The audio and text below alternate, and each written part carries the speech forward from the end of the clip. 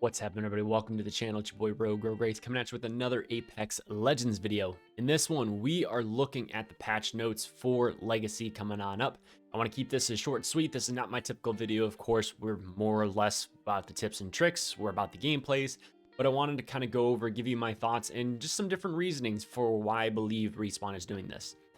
As always, if you appreciate the content, make sure to like the video, subscribe, and turn on the post notification bell so you never miss another upload.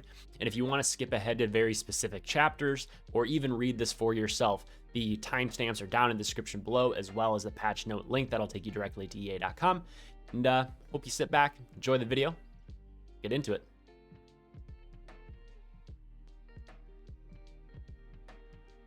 All right, so starting off inside of the patch notes, obviously we have arenas coming to Apex Legends. It's the 3v3 game mode. You got the different buy systems, and I think this is going to be bringing a lot of new change. I've made a video on this already, but the biggest thing that I think this is going to be is more of a competitive state. They've already talked about bringing ranked into arenas later on, probably after the first season, maybe in season 10, who knows?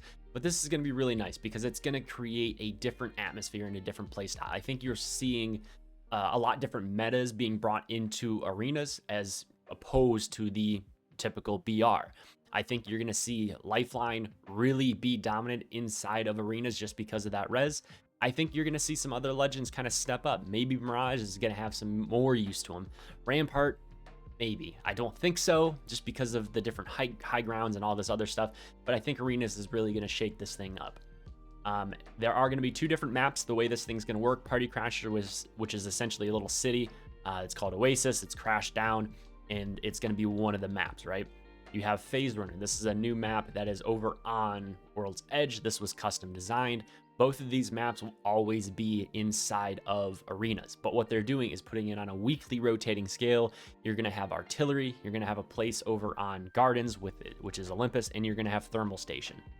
Those three maps are on a weekly rotating, so it's always going to keep it nice and fresh. Actually, a bi-weekly rotation, my bad. The legend herself, right? Valkyrie, we want to keep this as short, sweet, kind of going into her. I don't think she's going to be overpowered, per se, okay? I think she's going to be unique, she's going to be fun, and she's not going to be like Horizon.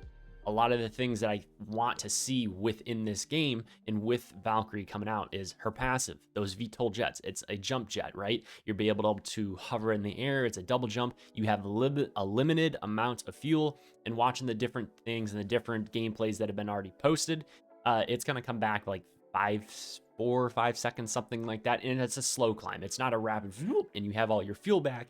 It's a nice, slow, steady increase, okay? Her tactical missile swarm, I think this is going to be a really nice, unique change. And unlike a guaranteed hit, like almost feels like it tracks right to somebody, right? It's a lot easier to get away. Up close, yeah, the missiles are going to go, they're going to land, it's going to be easier to hit, but further away, it's going to be harder to predict. And what this is going to do is add a little bit of balance to it. I don't believe this is going to be the most broken thing in the game. It's going to do about 35 damage per missile, and it's going to stun you, but it's going to take a lot to hit those, okay? It's going to take a skilled hand. I think Valkyrie, unlike Horizon, where she had a really high skill floor, it was easy to be good with her. I don't believe it's going to be easy with Valkyrie because you can't just fly up in the air and start shooting people. You can't start healing. There's a lot of different things that you can do, and it'll be nice to see how you can work Valkyrie's passive in with like a Peacekeeper, a Wingman, and try to get some of these jump shots in the air, and it's going to create some nice, awesome content. The ultimate, the Skyward Dive. This actually might be the most broken thing in her entire kit, only because when you fly up in your air, you can see the entire field, and then it's going to ping different enemies. So landing on a third party is going to be easier, but at the same time, you might be able to avoid that third party, like, ooh, I didn't want to rotate there into somebody, and it's going to be a nice, unique thing. She is part of the recon class, so she'll be able to scan recon beacons, and that is really, really cool. Moving into the Bocek bow, okay? The Bocek is going to be one of those marksman weapons. It's going to go in with the repeater, the G7, the triple take, okay, and I'm probably missing one in there as well, but this is going to be really unique. I think it's going to be a lot better than the 30-30 repeater. You know, it's going to have the 2 different hop ups. It's going to have the Deadeye's Tempo as well as the Shatter Caps, which is more the shotgun spread. And this is going to reward a skilled hand. But I think with the changes to the AR that we're going to get into, the Bocek bow is going to be one of those really quality updates. Olympus is changing. If you do not know, this Icarus ship is going to be landing between Bonsai, and this is kind of Solar Array right here. It's going to be a nice, interesting thing. It's going to take over a bit of Olympus. I'm interested to see some changes on this right here, right? There's this latest map blog that you can go look at as well. I don't really want to go into there, but it's going to cut off a lot of third parties. They're reducing the height of some of the jump towers. They're removing some, so it's going to get harder to get around the map, and it's going to reduce some of the really tough third parties. This is probably the change that I'm most excited for, right? This starter kit, this loot change, right? You're going to spawn with a helmet, a white shield, right? The Evo shield, and a knockdown shield with different meds. What this is going to do is allow those helmets and knockdown shields to come out and greatly reduce the white Evo shield on the ground. This is a fantastic quality of life change. It's not necessarily going to increase the quantity of blue and purple shields on the ground to where how the previous game mode was. What it's going to do is increase attachments. It's going to increase weapons, heals. You're going to have a lot more variety to the game, and that's going to be really, really healthy. All right, moving down. Emotes are obviously coming. You're always going to have an emote with you. Like first character you're going to get, always going to have an emote, and then you're going to be able to unlock more as you go on. And this is really cool. You're going to be able to use them in game, and you're going to be able to use them at the end screens as well.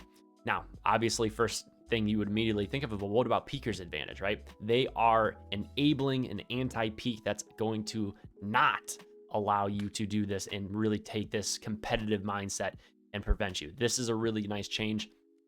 It's good. It's very, very good. Okay. Battle Pass skins, the Wraith and Rampart. This is a skin, right? Those are the 25 and the 50, or the 50 and the 25. Okay. No, 25 and then 50. Those are the skins. If you do not already know, the Devo skin is okay. The Devo is the tier 100 and the tier 110 Battle Pass skin. Legend updates. We're going to dive right into all of these. So this is going to be a new section right here. Legend updates, low profiles being removed. So Wraith, Lifeline, and Watson getting a nice buff to them. So essentially they're going to have leg shot damage back. They're not going to be taking more damage to their entire kit. This is a fantastic change. It's going to bring all of those legends up and make for a nice quality of change. We've made a video on Lifeline before, right? We talked about her combat revive. You know, is this going to be a good change? She no longer has the shields, and she can supposedly, now this is going to work 2 ways, because you could already revive 2 people, you know, one with your drone and then one yourself. I don't know when they say can now revive 2 people at the same time, if this is talking about the exact same thing, but we will see. The nicest thing with this, because I was afraid, well, if you stick a res, you're just going to get killed right away. You can cancel out revives in progress and allow your teammates to defend themselves with the knockdown shield. That is huge. Doc drones going up from 5 HP a second to 8, so it's basically a 33% increase. This is really big as well.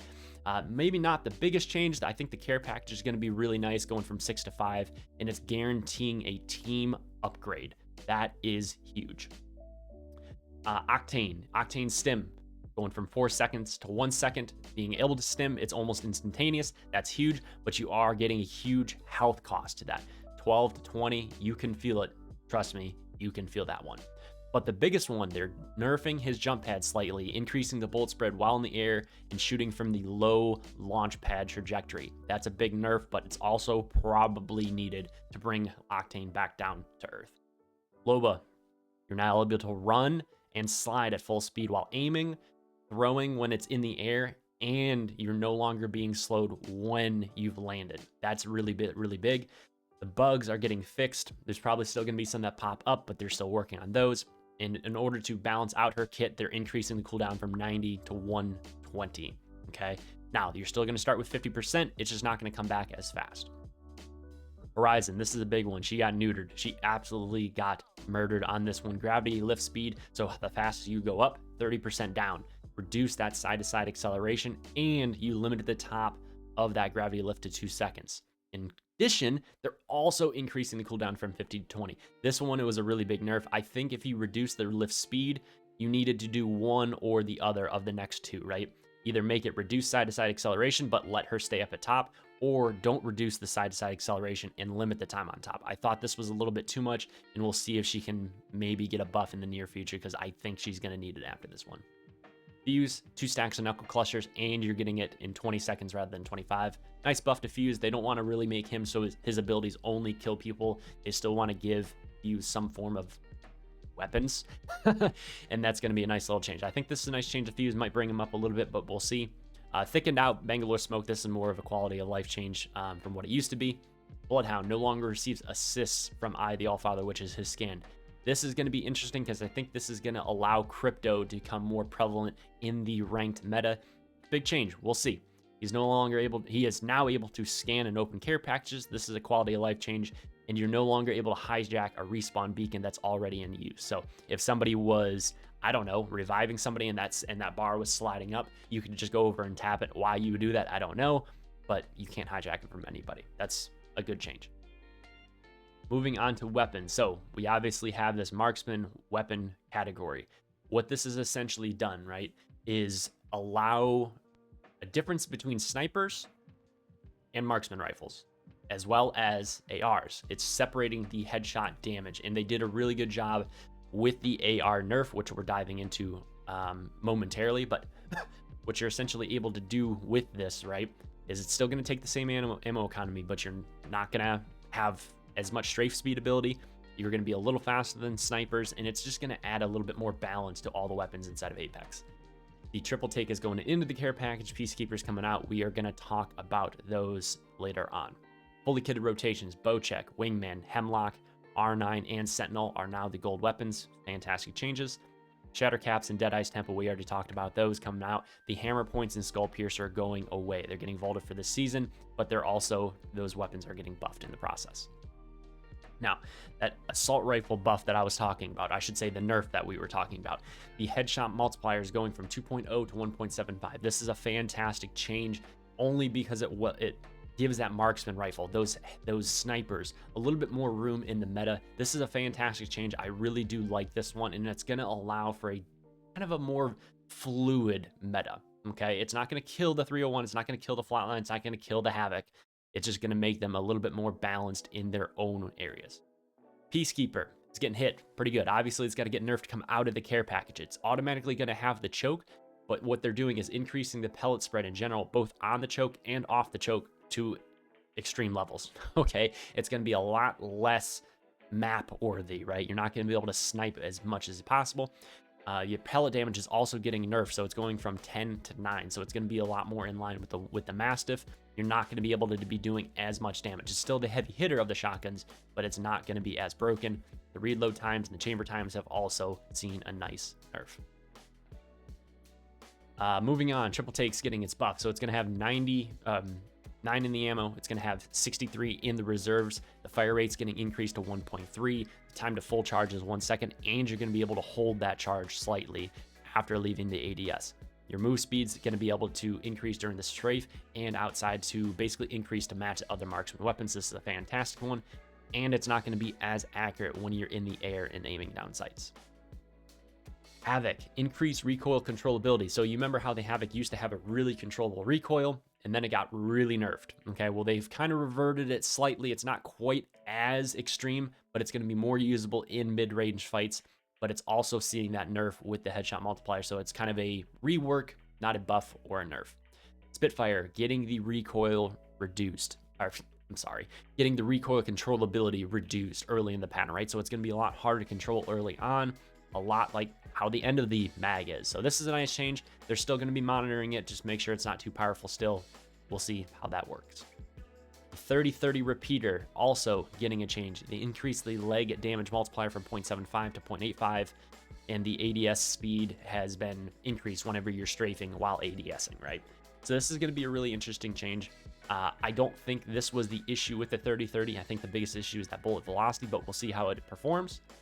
But moving on, G7 Scout is also getting the ADS speed, the strafe speed, that's being increased, but you're also losing accuracy on the hip fire. Wingman and Longbow, it's just getting the damage buff that it got before when the Skull Piercer went away from 2.0 to 2.25. This is a good, nice buff, and it's going to make the quick draw more usable. It's basically a super Wingman now when you find that quick draw.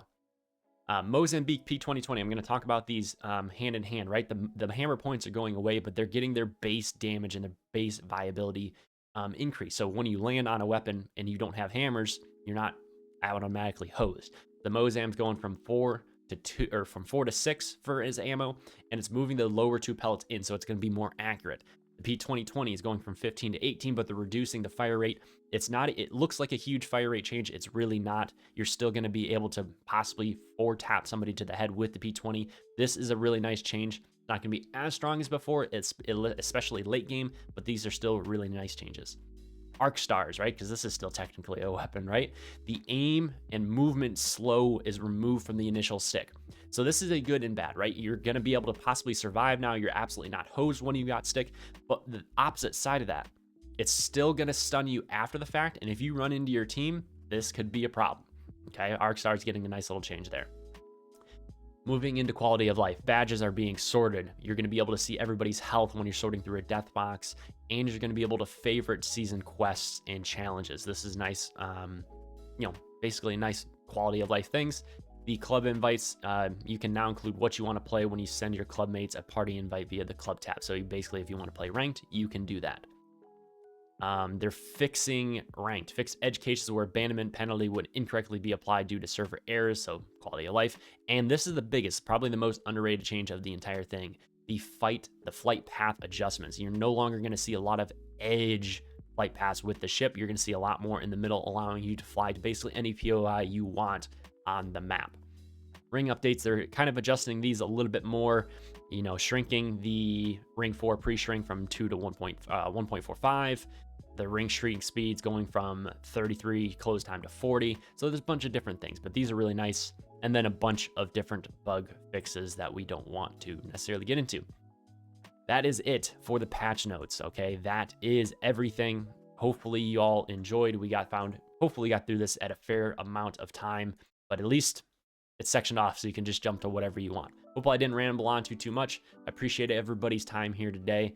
Again, if you liked the video, appreciate any of the content, make sure to like it, follow for more, subscribe, turn the post notification bell. If you want to catch the live stream, so we do live stream Monday, Tuesday, Thursday from 7:30 to 11 p.m. Eastern Standard Time, as well as a Friday, Saturday stream where we typically do video games so you can come and hang out, play with us, play with the community, keep on rocking and rolling. So appreciate everybody's time.